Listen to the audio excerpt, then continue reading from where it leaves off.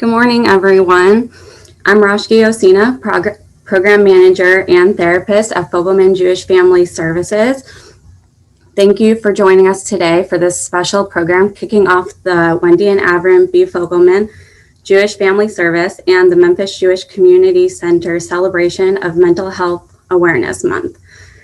As a therapist and program manager here, one of the most amazing things to me are people who suffer silently or feel as though they're the only ones feeling a certain way. Today's conversation is a great example of how sometimes someone we might all recognize is living with hidden pain. Our hope is that this conversation and others like it will help erase the stigma of mental health and to make us more compassionate with others like this, with ourselves, our friends, and family, and to let those suffering know that there is help. It is my pleasure to introduce our moderator for today's conversation. Geoff Calkins is someone who needs very little introduction to most Memphians. A native of Buffalo, New York, Geoff is one of 9 children and was on an amazing professional trajectory after graduating from Harvard Law School and working as an associate at a prestigious Washington law firm. Geoff realized that this wasn't the life he wanted. Setting a great example of following your passions, Geoff took a job making $225 a week as a reporter in Anniston, Alabama. His career progressed quickly from there, and this year marks 25 years of Geoff covering sports in Memphis and the Mid-South. Today, he's the featured sports columnist for the Daily Memphian and the host of the Geoff Calkins Show weekdays on 92.9 FM. Geoff, thanks for hosting today, and I'll let you introduce Rob to begin the conversation. So Rob is a friend, and he's a tremendous journalist, among other things. I first knew him because he moved here from St. Louis, and it is an interesting thing to move to Memphis as a media member from another town. I think Memphis tends to look at people who move here a little bit as outsiders. And that is certainly true in the media business. And I know because I moved here as an outsider, and I'm hoping to chip away at that status any day now, but it lasts a long time. And so Rob comes here from St. Louis, and what the heck does he know? And he's on the radio, and it's a really sort of, it's an awkward place to be, I would say, professionally, when you move here and you're talking about sports that people have loved and held dear for decades, and suddenly Rob or whatever is the expert on them. He was on 560 AM, but because of his honestly the good work that he does, the undisputed journalistic credibility, but then also his warmth and accessibility, Rob was very quickly welcomed and has become the sideline reporter at Grizzlies games. You can also hear him over on the website, which the Grizzlies have over there. They have their own media conglomeration over there. But I think at this point, best known for his work as a sideline reporter, and his colorful outfits and his colorful shoes, and has become a real Memphis character. And more than a character, a pillar, really. And then, what was it, 2 months ago, Rob? Yeah, 2 months ago. Yeah. 2 months ago, I got a call from Rob asking me if I would like to tell his story. And so that's why we're here today, because Rob wanted to tell his story. And the interesting thing is that he had actually called once before. When did you call once before? Remember, and I didn't answer, or I didn't, and you were going to tell your story, and you just said, yeah, never mind. When was it? It was about, I think about a year and a half now. And there were so many times that I wanted to do it, and I was having a day, and I was going through a lot of events, and I thought, you know what, today I'm going to do it. Today I'm going to call Calkins. Because I never had the courage to do it. And I finally got the courage to do it, and I called you, and you didn't answer your phone.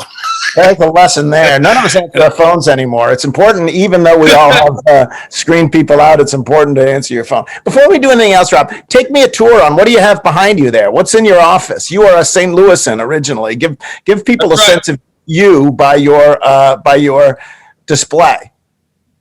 I got Brett Hall, autographed Brett Hall up there. Yeah. This is Mike Conley and Greg Oden, autographed from them when they were on the cover of Sporting News. Yeah. How old were you when you got the Brett Hall one, by the way? Were you like a kid and a sports fan in St. Louis? I was probably like 18 years old, about a year before I went into sports media. Yeah, before I had become not a fan anymore. Right. Brett Michaels from Poison. This is the great Jack Buck.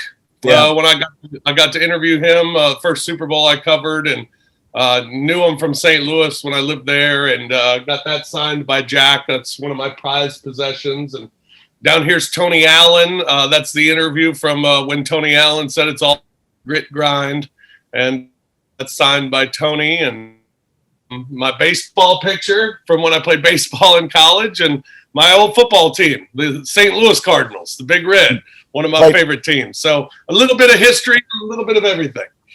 On that Tony Allen interview, it was, of course, when they beat Oklahoma City, right? It was on the road, mid-season, beat Oklahoma City. At the time, Tony Allen was not a Memphis character.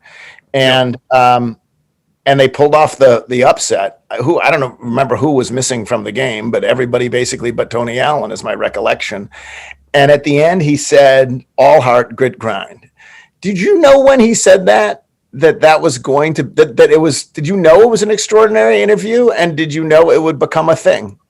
No, it was. I mean, it was just Tony being Tony. I mean, he came up with sayings and grit and grind. I don't know if he meant to say grit and grime. I don't know. Yeah. I don't know if it to his mind or what happened, but I mean, it was a great answer. It was a quote, but I didn't know that it would come to define not just an organization, a professional basketball organization, but really a city that really embraced it and, became all heart, grit, and grind. And it's amazing even to this day how much that's used, even with a different style of basketball and a completely different team, that we still will go back to grit and grind. And when we talk about that era, we talk about grit and grind. And it's amazing how big of a deal it was. I certainly give myself credit for my amazing question, which basically was, my question was, Tony, how did this happen? And he took off from it. But I always tell him, I'm like, yeah, it's because of me that you made that quote famous. And he's like, yeah, I know. So, but yeah, he was a character, and I mean, we had some characters. I mean, Zach Randolph with his "We Don't Bluff." I mean, just things came out of those guys' mouths that really just encapsulated what the city is all about, and it's amazing how it became one with Memphis. Okay, so you have this persona as that guy, and the clothes are part of it, and the shoes are part of it, and I don't know, like there is, I think for all of us, there is whether we're as public as you are or whether we're just living our lives, and there's the public persona of us, whether it's on Facebook or in our work or whatever. And then there's our private persona, or what we know about ourselves. When you were in high school, did you know that you had dark moments? I mean, did you feel different? What was the state of things as you went through high school growing up? I mean, I had moments. I had dark moments. I never felt it was something that I needed help for. I always thought it was something I could deal with. A lot of it stemmed from, I played sports as a kid growing up, a lot of sports, and played competitively and played all the way to college. And I thought it was just me being a competitive person. If I got angry at something, whether it was on the field or whether it was in the house, and something didn't go my way, and I'd get angry or throw something or whatever, I always just thought it was something. It was just the competitor in me. That edge. You had the competitive edge that all the greats have. Right. Yeah. Yeah. I just had an edge. Did you know anyone who who had been to see a therapist, or was mental health part of the discussion in your house or not? No, well, my mother had seen a therapist. My sister, she started seeing a therapist. And I just never thought I needed it. And even growing up after high school and in college, you know, my mom at times would say, if I had an anger issue or, you know, got upset at a small thing, my mom always said, you need to talk to somebody. And I just, whatever, you don't know, you don't get it. I'm fine. But I wasn't fine. And I mean, it took a night where of me crying on the floor and punching a hole in my mother's bathroom wall when I was on this vacation one year, for me to realize that the problem's bigger than it was. It was Christmas night and I couldn't get my hair to lay right. You know, something that simple. And I got so frustrated that I was pulling on my hair. I was screaming at the mirror, screaming at myself, got so angry that I just punched a hole in my mother's wall. And for the first time, those emotions couldn't be hidden. It was out there. I couldn't hide a hole in the wall. I couldn't be dumb and say, well, I don't know how that happened. It was physical evidence that something was wrong. And I went over to my aunt's house for Christmas that night, and I was flustered. I was shaken. I just felt like there was something bigger. And I told my mom when I left, I said, when you leave, call me. I need to talk. And she called, and I told her what happened. And I broke down and told her I thought I needed help. And the first thing she said was, yeah, you do. And okay, we'll take care of it, and we'll do it tomorrow. And we started seeing someone almost immediately. And, you know, it was a doctor here in Memphis that I went to and talked about my feelings and talked about things that, you know, I never really thought were serious episodes, but turned out that they were, and they were telltale signs. And it was then that I was diagnosed with bipolar, suicidal depression. And just to hear those words were terrifying. You know, to hear bipolar was scary, because it's, you know, the first thing that comes to your mind is I have two different personalities. To hear suicidal depression is terrifying, thinking, you know, could this get that bad that it could get to that point? And certainly at the time, think so. I thought I could handle it. So to hear that was kind of a wake up call. And, you know, it was after that I started to take medicine. I started to talk to a therapist all the time. And, you know, and then as time goes on, you feel like you have a grasp on it. Things are going well. I got a job.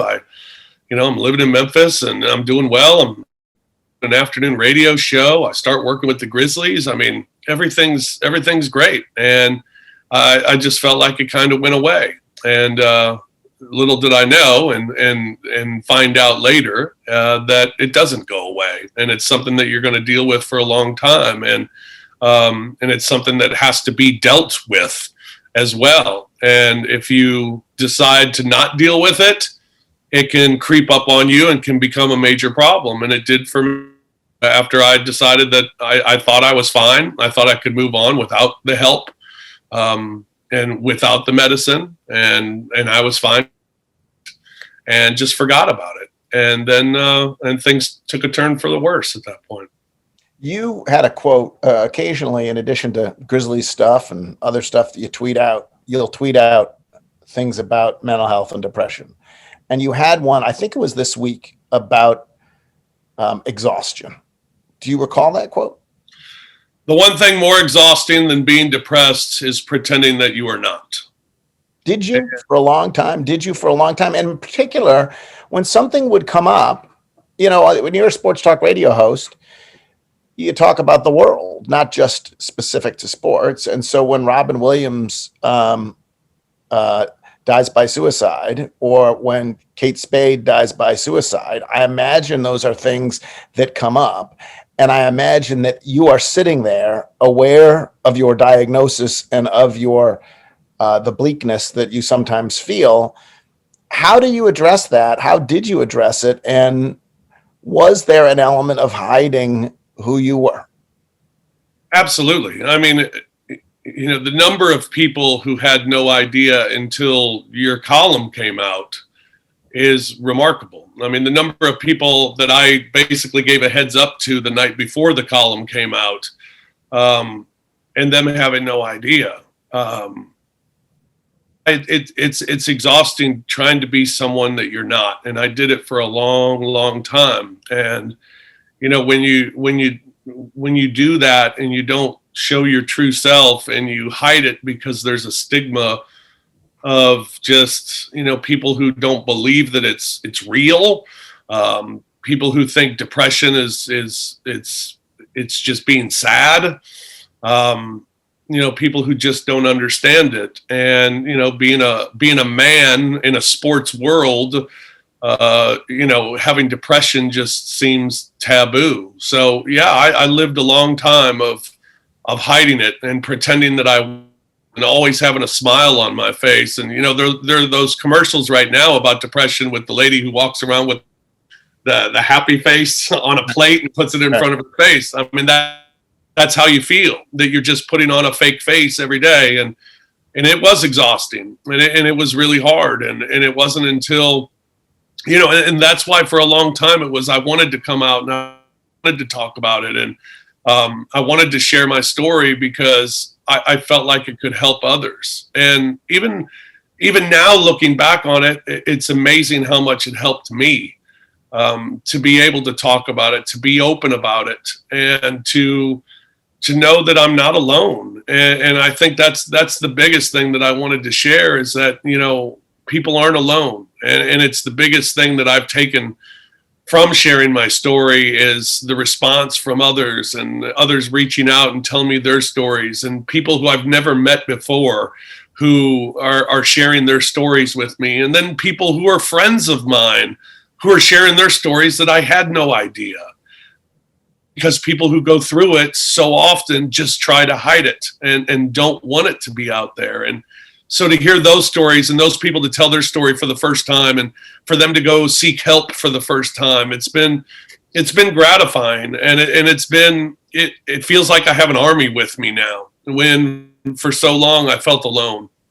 And it feels like, I have people by my side, and it's made it a lot better. I mean, I've felt better the last couple of months. Do I still have moments? Absolutely. But when I have those moments, I really feel like I'm not.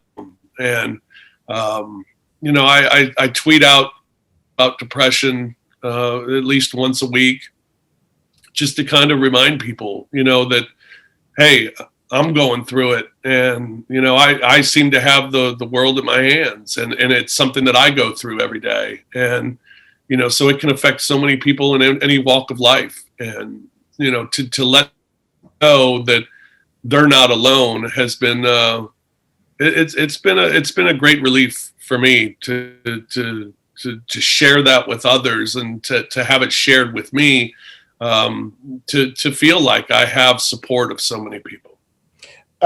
Just parent that we are going to take questions. If you have any questions for Rob, or for me even, you can put them in the Q&A file here on Zoom, as we've all learned how to do.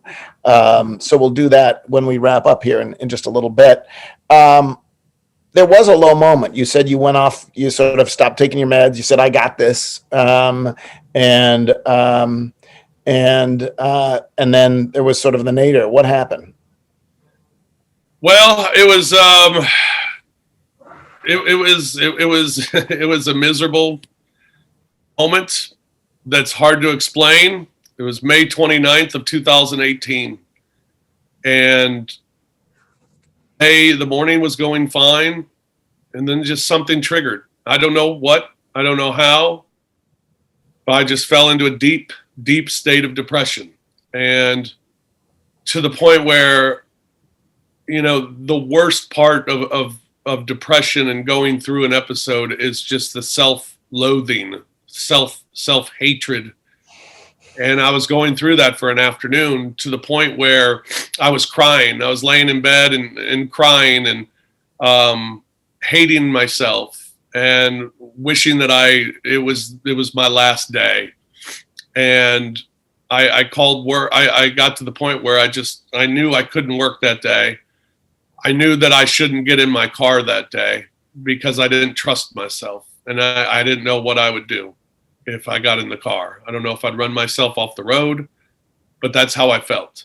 And I called in sick to work, and my radio partner asked if I was just sick or had food poisoning, and I said no. It's a mental problem, and I just can't be there today. And he told me not to do anything stupid. He told me to, he asked if I needed anything. He asked if he could be there for me. And I just said, no, I want to be alone. And, wanting to be alone is really the last thing you want, but it's the one thing that you feel when you're depressed, because you want someone to just hug you. You want someone to just tell you it'll be okay. But the problem is you don't want to burden anyone.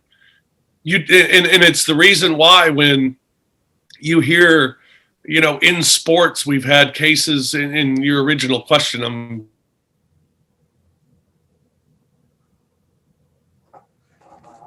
You're mute.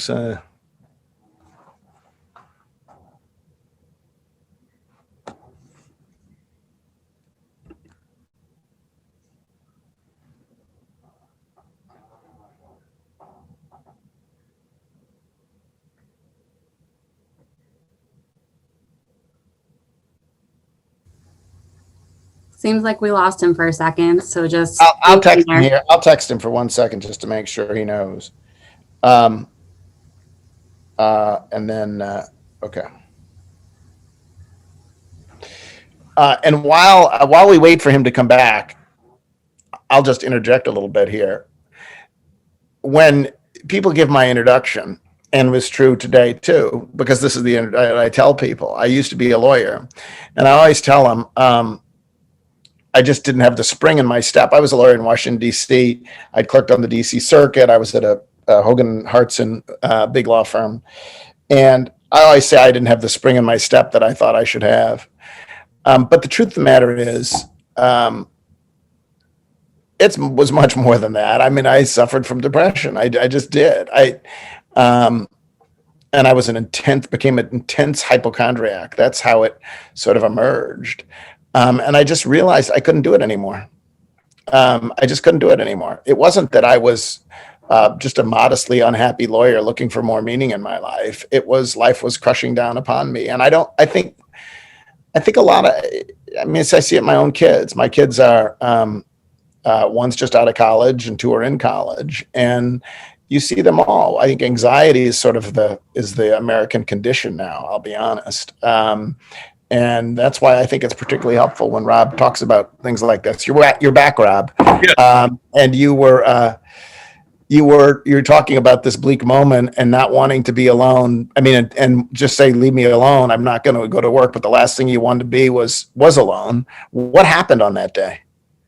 Well, Ron Tillery, who used to work at the Commercial Appeal, was the Grizzlies beat writer. He lives 2 blocks from me. My radio partner called him and told him that he needed to come check on me. And I'm at home contemplating and having a serious conversation with myself about how I was going to kill myself. How would I do it? Can I do it with my children not finding me? Can I do it to where my wife can get the insurance money? Can I do it to where it won't be painful? And how am I going to do this? And the biggest obstacle I could say was, where am I going to do it? And that's why I didn't want to get in the car, because I didn't know where it would take me. And those thoughts and to take it that far was terrifying, which led to more crying and more screaming and more just a hopeless, helpless feeling throughout. And, a lot of people will talk about suicide and say that it's very selfish. But people who are going through depression, who contemplate suicide, selfishness is the last thing that they're thinking of. The thing that they're thinking of is they're no longer going to be a burden to others, and others will be better off without you. And that's what's so scary. And when you have a case like Robin Williams, and you have a case like Kate Spade and Anthony Bourdain, and the first thing that comes to people's mind is, well, what do they have to be depressed about? Well, it's not being depressed about something, about having depression, and it's something that just eats at you inside, and it's something that you just need to release and try to release it some way. Yet you don't want others involved, because you don't want others to see you feel that way. You don't want others aren't going to understand. The first person I ever told that I had depression, he said, "What do you have to be depressed about?"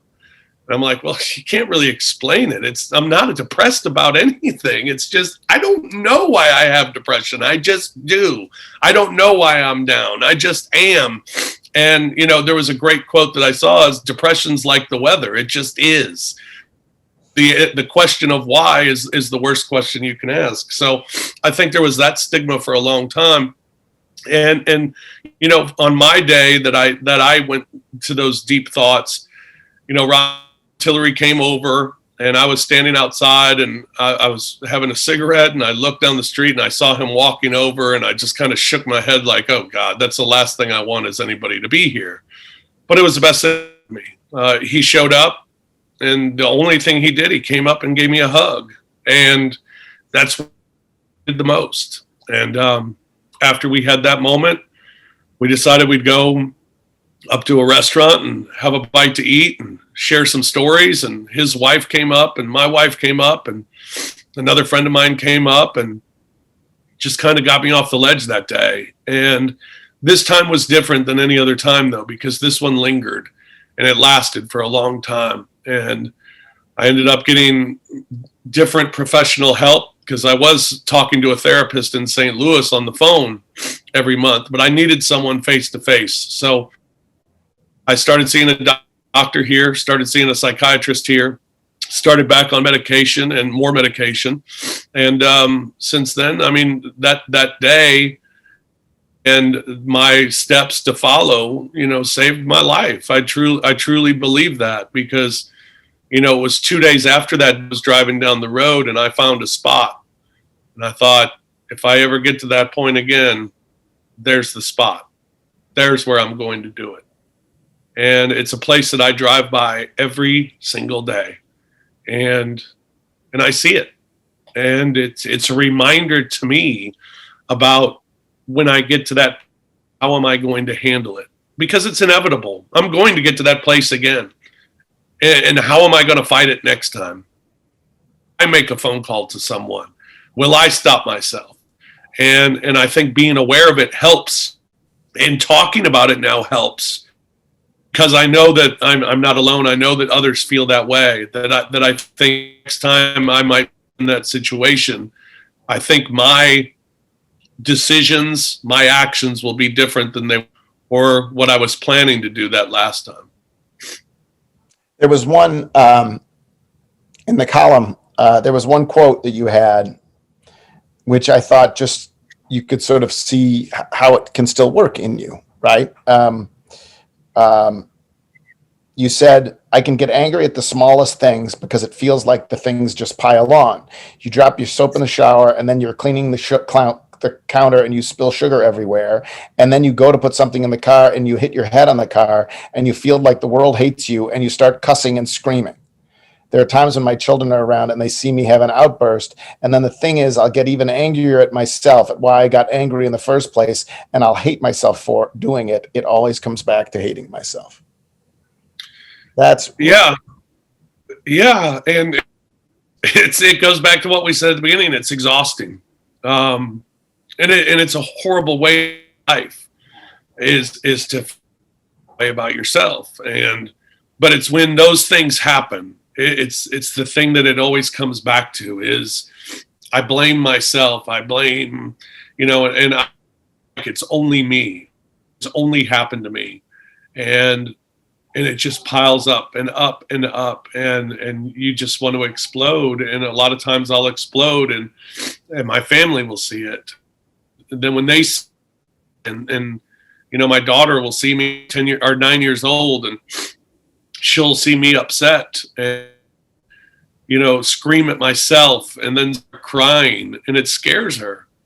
And when it scares her, then it scares me. And then I become angrier at myself. Why am I doing this? Why am I doing this in front of her? So, it's things like that I try to be more conscious of, go outside and yell, go outside, take a walk.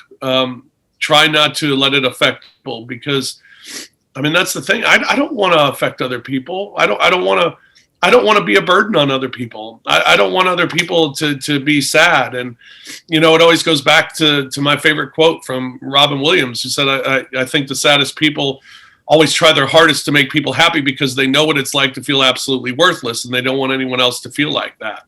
And that's how you go through life. And it's hard, and it's a battle every single day. And there are good days. There are days that I feel great. There are days that I feel great.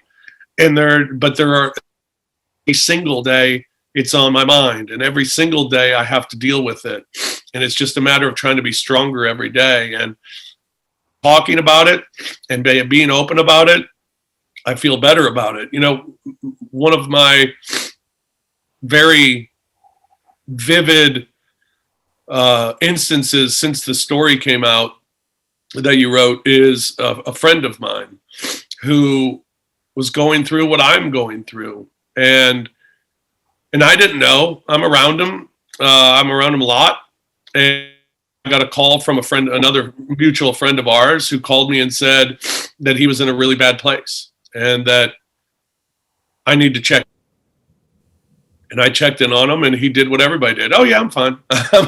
I'm good. He didn't want to burden me with it, but I knew he wasn't. And, I knew that it was hard for him to reach out to me. I knew it was hard for him to tell me what's going on. I knew it was hard for him to admit that going through a deep depression. I knew all of those things were difficult. So I just sent him a simple text, and I said, we don't need to going on, just know that I'm here, and please, when you have a bad day, just let me know. Let me know when you're having a bad day. And it wasn't a week later, I got a text, and he said, I'm in a really bad place. And I went over to his, and I was sitting on the couch next to him, and he was crying. He was crying, asking why he feels that way, asking why he wants to kill himself, asking why he's a burden on his mother, asking why he's on his coworkers.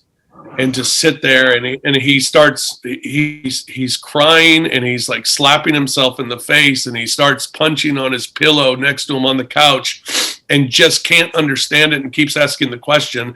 And I sat there and looking at him, and I'm like, wow, this is me. This is exactly who I am.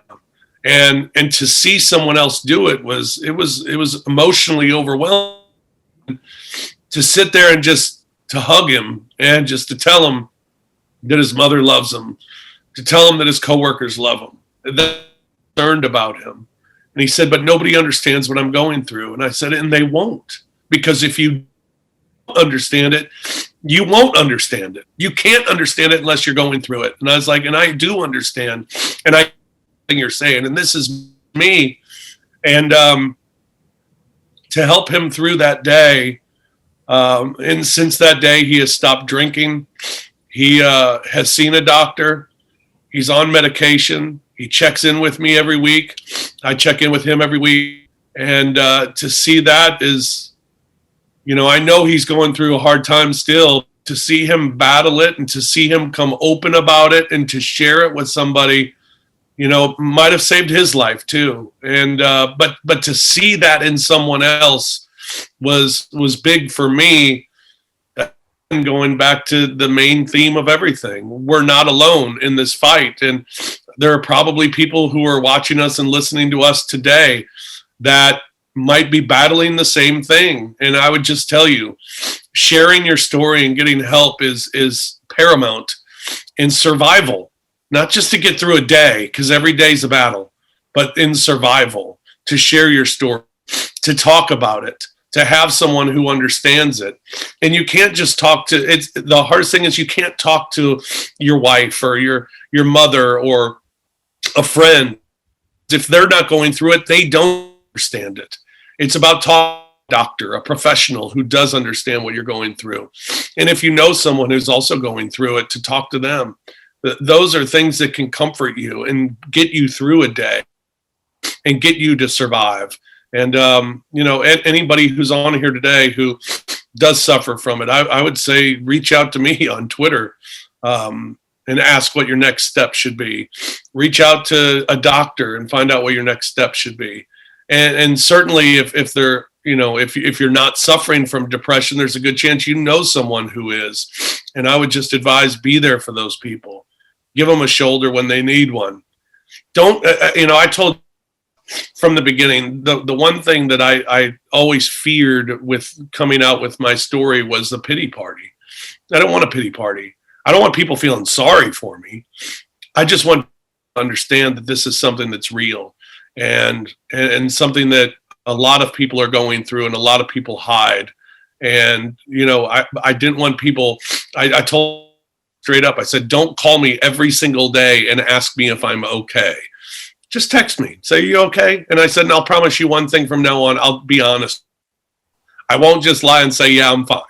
I'll tell you if I'm okay or if I'm not doing okay. And I'll give you that as long as you don't give me a pity party. And so we've had that kind of agreement. And I told my friend who I was helping, I saw his mother and I told her the same thing. I said, don't just treat him like a baby and ask him if he's okay. And if there's anything you can do, just ask him how he is and tell him to be honest with you. And on days when he says he's not doing very well, don't try to fix it. Just try to be there for him, be an ear for him, shoulder for him, because that's what you need more than anything, is just to be hugged and to be told that you're loved. And, it's, there was I actually sent out morning with a message that said, sometimes when I say I'm okay, I want someone to hold me tight, look me in the eyes and say, no, I know that you're not. And, to have people understand that has been a big help for me. And I hope it's a big help for others. It's funny. When I ask my kids if I'm okay, if they're okay, what I know is they don't necessarily answer me honestly, because they know, and I can't help this about myself, they know that I want the answer to be yes. They know that I have anxiety, and if they tell me not really okay. And so I asked this question, you okay? Like, how's your morale or whatever, my son Peter at Duke. And he'll tell me one answer because dad wants him to be okay. And he will tell his mom the truth. And that's I asked, are you okay? Not wanting to hear that you're not okay. Of course I want him to be able to honestly tell me that but I so want him to be okay that I sort of bury anyway. So we have some questions here. I'm going to interrupt this right now because we've gone on a little bit, and I thought I would share some of if anyone else has other questions, you can put them in the Q&A. I think the way it's going to work is Jonathan Epstein's going to text me them. So that's why I'm looking at my phone, not being rude, not seeing if I could discover what the heck went on with the Grizzlies last night. Among the things that folks have said from Pace Cooper, this was not a question, but Rob is a class act, is truly a giving person for sharing his story and allowing all of his friends and fans to learn from his example and finding strength to cope and overcome issues that confront him. Deeply admire Rob and am so proud to know him. Question, and I think you've sort of tackled this one, is what would you say to people who feel shame or embarrassment about their battle with a mental health issue? You can answer that, but also as you answer that, do you find less shame and embarrassment? Like others have said the same thing. Kevin Love came out and talked about, like, more and more people are being publicly open about their mental health challenges. And I wonder if there's if people are less inclined to feel shame. But also, you've told me that everyone was supportive.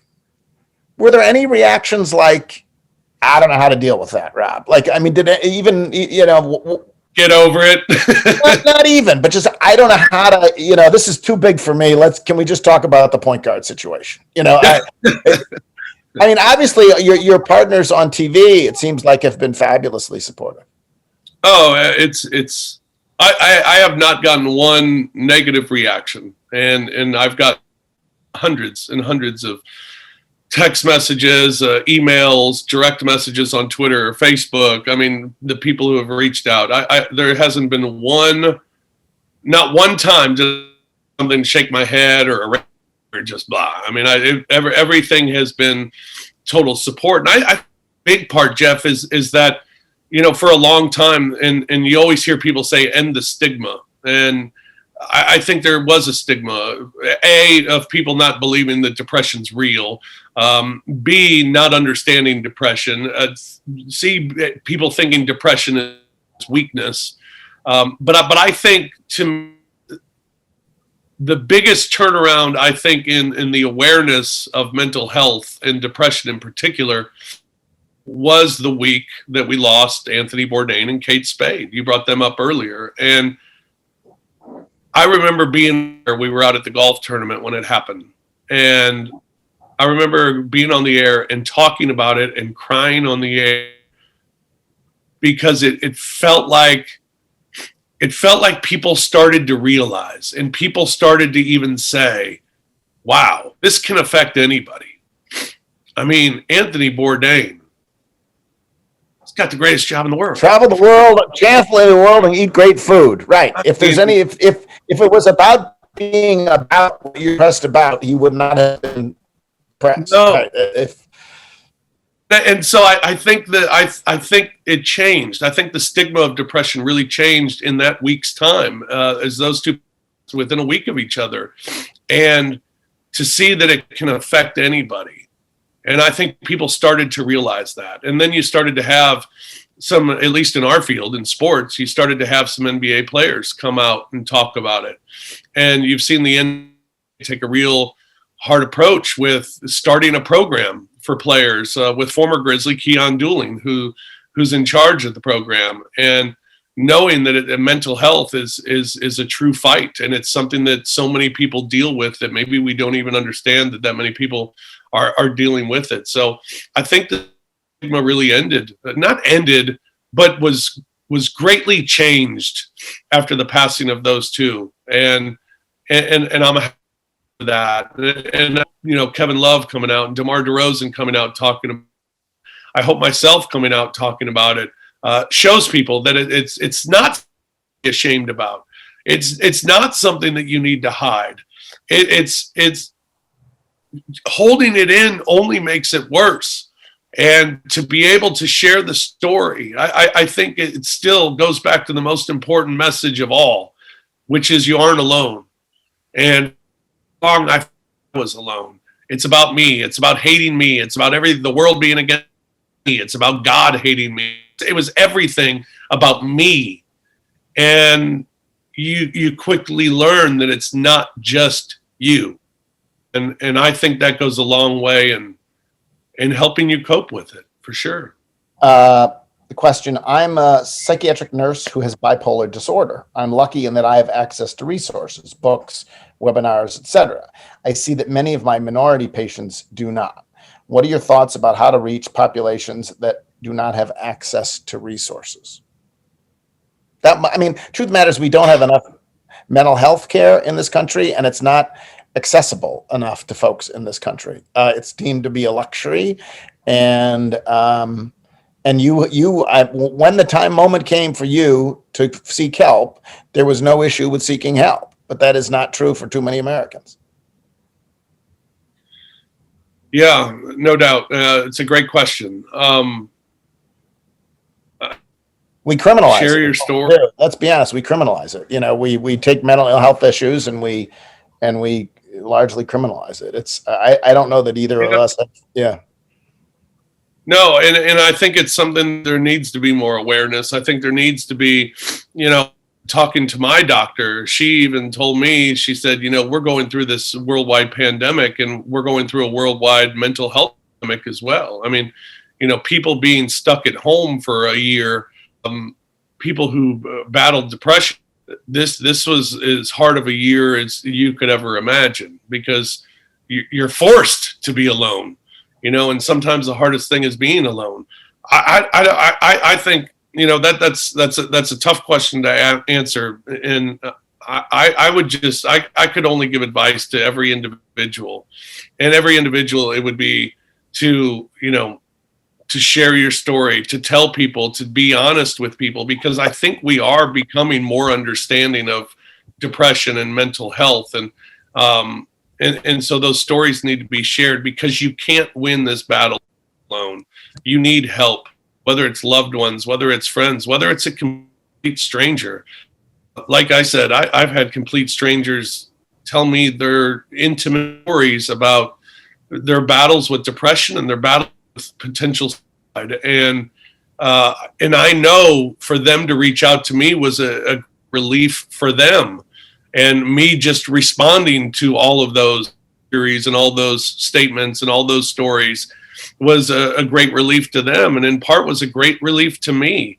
I would just, and I because I always tell people, get help and get medication, and it isn't affordable for some, and it's not possible for some, but you've got to share the story, even if it's with a complete stranger. Man, that's a great question. And it's something that needs to be done in our country of taking it more seriously. And I think we're heading in that direction, and hopefully we'll continue to head in that direction and not take a step backwards. How do you keep working on yourself while still remaining strong for your family and maintaining your role as a father? Hard. It's really hard. It's about trying mentally to do the right things, and by do the right thing, continue to doctor regularly, continuing to take my medication every single day, to force myself to exercise, force myself to get a good night's sleep, do everything I can to try and have good mental health, because it's not going away. And, part when you get depressed and you get to that self-loathing and self-hatred, a lot of times it comes back. My friend who I was sitting there on the couch telling, he's no good to anybody. And I told him, I said, when I feel this way, the first things that come through I'm terrible at my job, I'm a terrible father, and I'm a terrible husband. And he looked at me and laughed and said, well, that's crazy.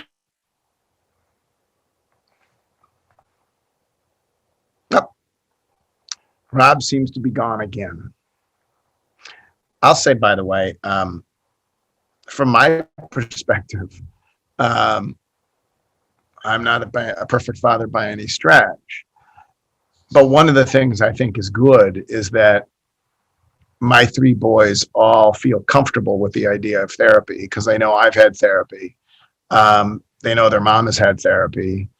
At this point, honestly, they have all at one stage or another had therapy. So I don't think, for me, it's about being strong for them as much as it is, and there's a limit to transparency. Obviously, you're still the parent. But I think letting them know that that they're okay. I mean, I think that for a lot of people, there's a real resistance to taking any kind of medication, antidepressants and stuff. And particularly for like a teenager or a young 20s, or does that mean there's something wrong with me? And so I just what I have tried to do is normalize it with them, and and my kids now, I got a call from my youngest at Duke who was, convinced that he had some dread disease or another. And I just shared my experience as a hypochondriac. And what it, particularly for me, was my worst in my 20s and what it was like. And I don't know. I think normalizing it generally, whether it's with your kids or with other folks, is helpful. And someone comments, those of you in the popular media who are normalizing talking about depression is very helpful, especially men hearing other men talk about it. So there you go. All right. Unless we have some others that are pouring in. Rob, am I muted now or are you muted? You're muted. There we go. Yeah. There we go. You're back. This is not helping someone dealing with depression. Well, you missed. We got all. I read all the compliments, Rob, while you were away, and how helpful all of this has been, and continues to be. Someone says those of you in popular media who are normalizing talking about depression is very helpful, especially men hearing from other men. I do think is helpful, and what I said when you were away was, it's not always just about being strong for my family. It's about letting my family know that it's okay, that therapy is a good thing, right? That if you need medicine, that it's no different than taking, penicillin if you have a strep throat, that taking medicine's a good thing. I want my kids to be equipped for the moments in their lives when they're going to have challenges like the ones that I've had and like the ones that you have. It seems to me that's a big part of it. We're wrapping up here. It's nearly 11, and I've been told we should wrap up as we as here around now. Do you have any final thoughts, Rob? You can read the column, by the way. If you just Google Rob Fischer and Geoff Calkins, his whole story is there in the column. It was incredibly courageous of him, I thought, to tell it, and it was remarkable to see the outpouring, which is a tribute to you, but really to the strength of the story too, to the and the commonality of the story. That's the truth. Is whenever anyone tells their story, there's 1,000 people out there going, "Hey, me too," and I think that's and continues to be, as you can see the ripples today, continues to be sort of some of the positive things that came about because you did tell your tale. Any final thoughts, Rob? Yeah, I mean, I would just, again, tell people you aren't alone. I mean, if you're going through it, you're not alone. And I know it feels lonely, and it's a huge weight on your shoulders. But to talk about it, to get professional help is so very important. To talk to people who actually understand what you're going through can make you feel so much better. And for anyone who is suffering from mental depression, I advise them, I implore them to have one phone number in their phone. And that's 1-800-273-8255. That's the suicide hotline. And I have it in my phone under life. Will I use it? I don't know, but it's there for me to use. And I think if you have it, there's a chance you'd use it. I'd recommend everyone have that number. And if you know someone who suffers from depression or bipolar disorder, make sure that phone number, because it can save your life one day. Thank you, Rob. Last question. Where are the Grizzlies going to finish in this playoff race?